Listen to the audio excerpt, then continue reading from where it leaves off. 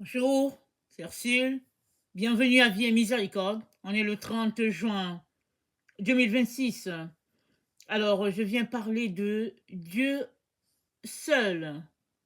Dieu est suffisant. Amen. Dieu seul est suffisant pour chacun d'entre nous. Alors, le texte que j'ai se trouve dans Genèse 40, du verset 1 au verset 23.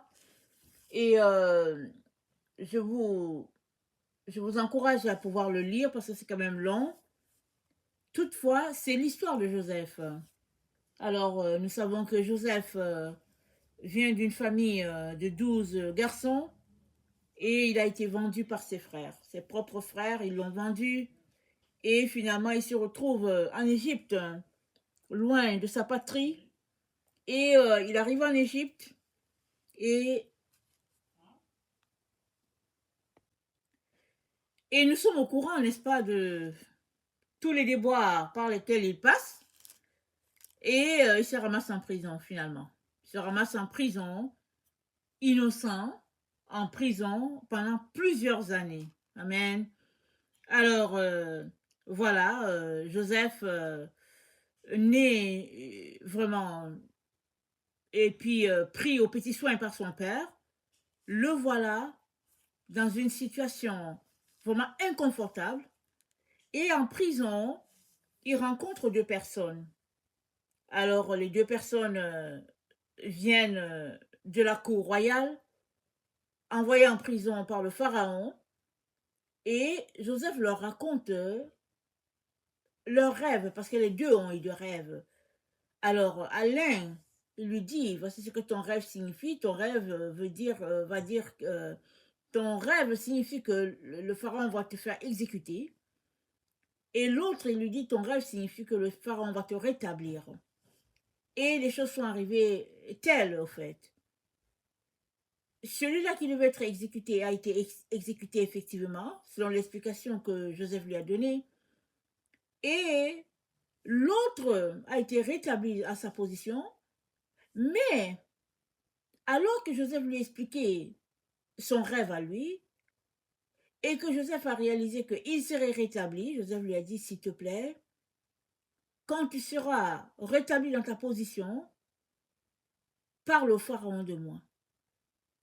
Et c'est là que Joseph ouvre sa bouche pour lui dire, je n'ai rien fait. Et je suis ici. Question de dire, je suis ici injustement. Alors, ça se trouve dans Genèse 41. On va lire un peu, on ne va pas lire toutes les parties, mais c'est là qu'on est confronté, ou bien on a une connaissance de la pensée de Joseph. Et Joseph lui dit, au verset 40, c'est au verset 40, il dit,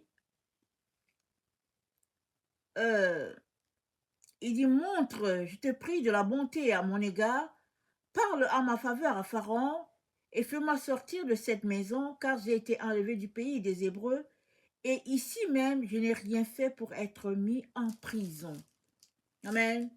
Donc, Joseph lui explique sa situation, parce qu'il voit là quelqu'un avec qui, n'est-ce pas, il a connecté dans la même prison que lui, et à cet endroit, Joseph était comme n'est-ce pas, son leader, parce que Joseph a été placé au-dessus des prisonniers. Il encadrait les prisonniers et Joseph espérait, n'est-ce pas, que quelque chose sortirait de ce contact-là. Mais que nous dit le texte au verset 41 et pardon, au chapitre 41 et au verset 41. Attendez, pardon, excusez-moi, je me perds dans mes affaires. C'est dit que le monsieur a été rétabli dans sa position et c'est dit au verset 23. Genèse 42, verset 23, c'est dit, le chef des échansons ne pensa plus à Joseph, il l'oublia. Souvent, c'est mieux d'oublier les personnes comme Joseph parce que ils vont te causer des problèmes. Pour rien. Alors, il a oublié Joseph. Ça veut dire que Joseph a attendu vainement, sans espoir. Et voici, c'était ça la vie de Joseph. C'est triste, mais c'était ça. Et la Bible dit, au bout de 2 ans, le, le chef des échansons est sorti de prison, rétabli dans la cour de Pharaon. 2 ans plus tard, Pharaon fit un rêve. Et c'est ce rêve de Pharaon qui va déclencher les choses pour que Joseph sorte de prison. Ce n'était pas le temps, n'est-ce pas, prévu par Dieu pour que Joseph sorte. Néanmoins, il était dégoûté de la situation dans laquelle il était. Il voulait sortir. Spirituellement, certainement, tout lui montrait que c'était le timing, c'était le moment de sortir de cet endroit-là. Et quoi de plus normal que de dire à une personne avec qui on a connecté, souviens-toi de moi. Et malheureusement, ce n'est pas ce monsieur qui a aidé Joseph à sortir de prison, c'est l'Éternel lui-même, qui, pour faire sortir Joseph, a donné un rêve à un roi païen. Un rêve, n'est-ce pas, rempli d'intrigues. Un rêve qui a donné l'insomnie à Pharaon. Et finalement, dans la ville, on a trouvé une personne qui expliquait les rêves. Et c'est comme ça que, de la prison, Joseph, n'est-ce pas, s'est habillé, on lui a donné un bon habit, il a été lavé, vraiment propre, parce que tu ne te présentes pas n'importe comment devant Pharaon ou bien devant le président. Alors Joseph s'est présenté en tenue conforme, n'est-ce pas, devant le Pharaon. Et le jour où Joseph est sorti pour aller expliquer le rêve à Pharaon, Joseph n'est plus retourné en prison. Dieu ne lui a rien dit. Dieu ne lui a pas dit c'est aujourd'hui que tu vas sortir. Non, non. C'était tout simplement une surprise. Il est sorti, on l'a habillé, il fallait rencontrer le pharaon parce que Pharaon avait besoin d'explications par rapport à un rêve. Et Joseph n'est plus retourné à cet endroit. Et au verset 41, c'est dit que c'est ainsi que Pharaon lui donna le commandement de tout le pays d'Égypte. Amen. C'est ça qui est dit. On criait devant Joseph à genoux et Pharaon lui donna tout le commandement. De prisonnier qu'il était, sa situation a changé drastiquement.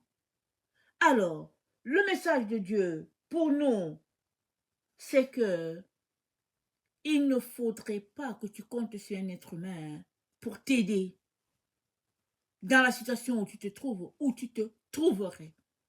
Ta famille peut t'abandonner. Tes amis les plus proches vont t'abandonner. Les gens sur qui tu as compté, ils vont mettre une croix sur toi. Les personnes avec qui tu as marché, tu as mangé, ils vont t'ignorer. Mais jamais Dieu ne t'abandonnera. Jamais il se détournera de toi. Peu importe ta condition, peu importe ta situation, Dieu ne va jamais t'abandonner.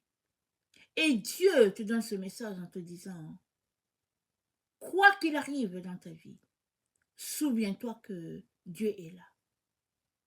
Parce que le monde dans lequel, n'est-ce pas, nous vivons est un monde enclin au changement.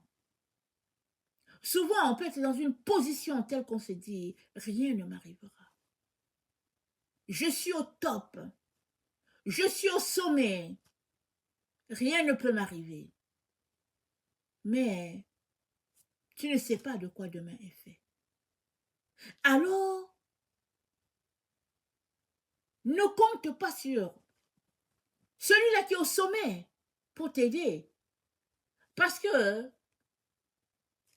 il se pourrait que il ne veut pas t'aider. Il se pourrait qu'il ne peut pas t'aider. Il se pourrait tout simplement que son pouvoir lui monte dans la tête et il se retrouve à faire des choses, n'est-ce pas, inédites à cause de sa position. Et Dieu te dit, compte sur Dieu et sur lui seul. Il t'a créé, c'est sa responsabilité de te vêtir, de te donner à manger, comme lui-même il a dit. Et il a dit, mets-moi en priorité dans ta vie. Il dit que je sois prioritaire, pas tes amis, pas tes relations, rien. Mais Dieu, que Dieu soit priorité dans ta vie et qu'il soit le seul sur qui tu comptes pour te sortir de ta boue. Amen. Et dans 2 Corinthiens 1, le verset 9, 2 Corinthiens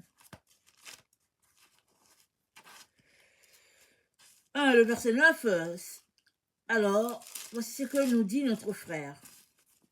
Il dit, et nous regardions comme certains notre arrêt de mort, afin de ne pas placer notre confiance en nous-mêmes, mais de la placer en Dieu qui ressuscite des morts. C'est lui qui nous a délivrés et qui nous délivrera d'une telle mort.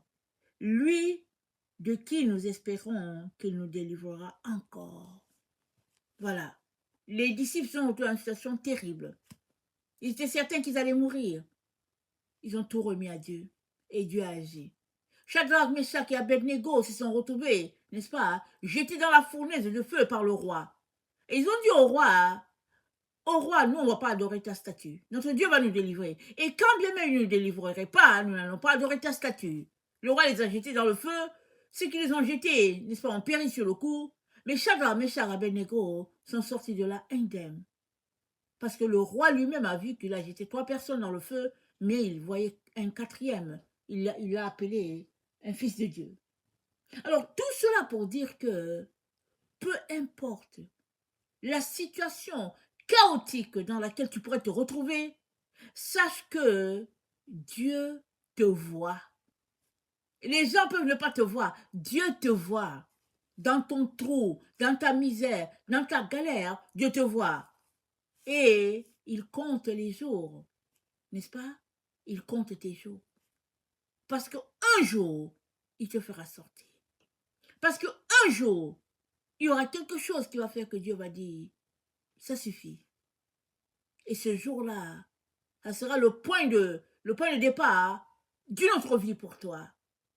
Mais en attendant, n'est-ce pas, ne compte sur rien, n'espère sur rien. C'est-à-dire, ne planifie pas ta vie en disant, voilà ce qui va arriver. Non, non. Remets ton sort à Dieu. Compte sur lui et lui, amen, il veillera sur toi. Il te donnera à manger, il te donnera à boire et il, n'est-ce pas, sera toujours là, veillant sur toi. Dans le psaume 61, au verset 2, voilà ce qui est dit. Ô Dieu, écoute mes cris, sois attentif à ma prière. Du bout de la terre, je crie à toi, le cœur abattu. Conduis-moi sur le rocher que je ne puis atteindre, car tu es pour moi un refuge, une tour forte en face de l'ennemi. Je voudrais séjourner éternellement dans ta tente, me réfugier à l'abri de tes ailes, car toi, ô Dieu, tu exauces mes vœux. Tu me donnes l'héritage de ceux qui craignent ton nom. Amen. Tu exauces mes vœux. Tu me donnes l'héritage de ceux qui craignent ton nom. Amen. Ça, c'est, n'est-ce pas, une prière faite par le roi David, mais c'est une prière qu'on peut se l'appliquer. Dieu nous donne l'héritage des élus. Dieu est toujours là. Il recueille dans son outre tes larmes. Elles sont précieuses à ses yeux, c'est ça que le psaume dit. Alors, tu n'es pas oublié de Dieu. Peu importe ce par quoi tu passes. Alors que tu te dis que c'est fini pour moi. Alors, ça dit que la croix est sur ma vie, c'est fini. Mais Dieu te dit, c'est pas fini. Espère en l'Éternel. Mets ta confiance en lui. et il agira